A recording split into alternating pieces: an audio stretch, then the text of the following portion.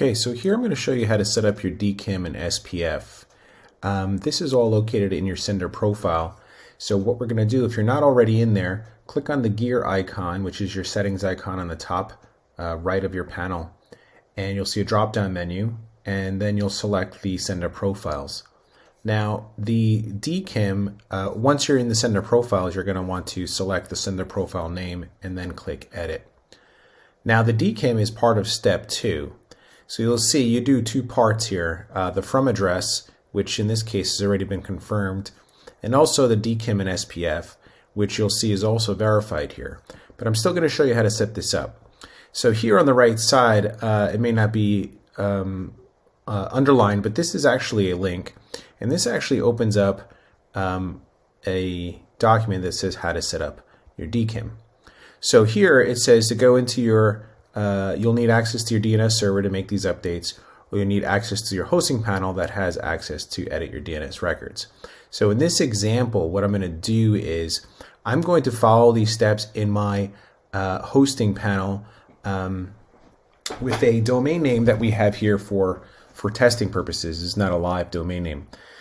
So here, the domain here is emercury.co, and what we're going to do is, the first thing we're going to do is we're going to set up our, once we get in here, we're going to look for the text records. And if there's one that doesn't exist, actually, you know what I'm going to do? I will actually go ahead and delete this so we can create it again.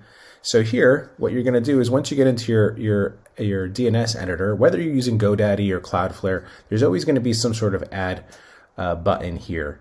You'll click add, and what you're going to want to use is you're going to select the type, as it says in the document here. The record type is text, TXT. So what we're going to do here is we're going to select text. This allows you to put in a text record here. So the next step it says to do is to put the host name as EM period underscore domain key. So I'm going to copy that. You can copy and paste, and I'm going to put that under the host name here. Now the TTL, which is a total time to live, you can keep that as the default. The record is the only other thing that you're going to update here. So I'm going to go back to that document again, and I'm just going to make sure that I copy from after the semicolon there, or the colon, I'm sorry, the colon. I'm going to copy everything from the V all the way to the end of this statement, and I'm going to click copy, right? So you want to make sure it's always the stuff after the colon. I'm going to go back into my panel, and I'm going to hit Control V to save it, and you'll see this is the entire thing that I just copied. So I'm going to hit add record, and now it's added. So if I was to search for this now, I would do em._, and you'll see, you'll see there's actually two of them because I probably had one before also that I didn't delete. So you'll see that there's one here.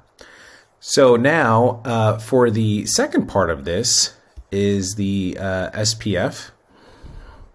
And here again, you're going to create a record type of text.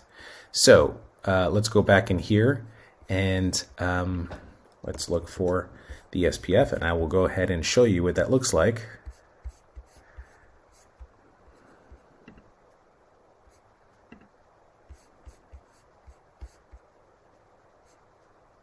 So basically, what this says is go ahead and create a record type text, and then choose the host as @ So I'm going to hit add record, I'm going to select text, and then in this particular panel, I don't believe I need to put the @ sign, right? I could just leave it blank, I believe, and I'm going to then copy this statement. Now, I'm going to show you two things, because there's a note under here that you probably see, and I'm going to explain that note in a second.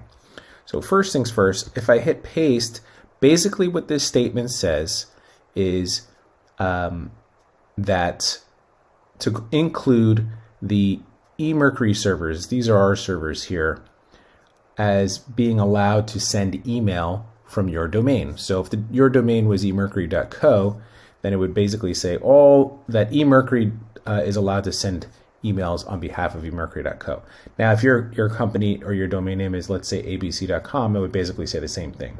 However, this statement also says that we are the only ones allowed to send email from your domain. So, with that said, in the note itself, it says if you already have an SPF record, which you probably do, if your hosting company created one for you, then what you're going to do is you're going to add this include file to your existing SPF record. So let's just say that your SPF record already was created and you had something in here along the lines of, give me 1 second here and see if I can bring up all the records. Okay, so you can see here's an SPF record. If I click edit, you can see that this already had some information in it, and what I did was I added this include file in here to the existing statement. So for clarity purposes, what I'm going to do is I'm just going to remove some of this information not to confuse you. And it basically says here that there's two things that are allowed to send from emercury.co. This IP address, IP4 206.132.191.210, is allowed to send mail, which is actually the mail of my email server, my corporate email server, so my one-to-one emails to my customers. And then my marketing company, which is eMercury, is also allowed to send email on my behalf through all their IPs on these servers. And that's basically what this says. So I'm going to hit save record, and that's pretty much it for the SPF record. Now, the only other thing I want to point out is you'll see it says emercury.co. If I don't put anything there, in this case, it won't let me save. And if I put the @ which usually works with GoDaddy or Cloudflare or one of these other hostings, that would automatically fill in your domain for you.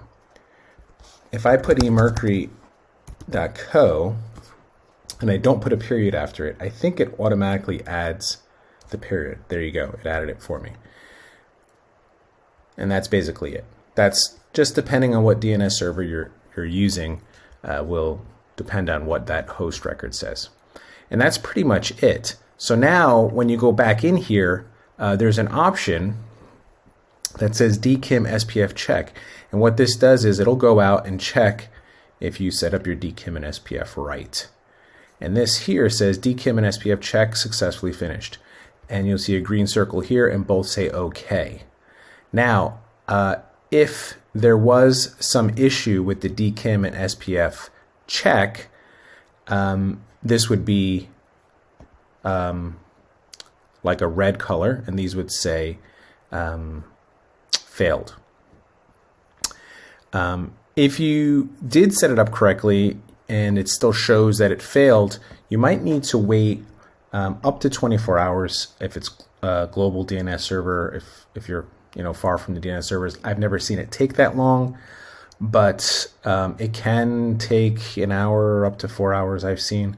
Normally it's updated within an hour, and that's what this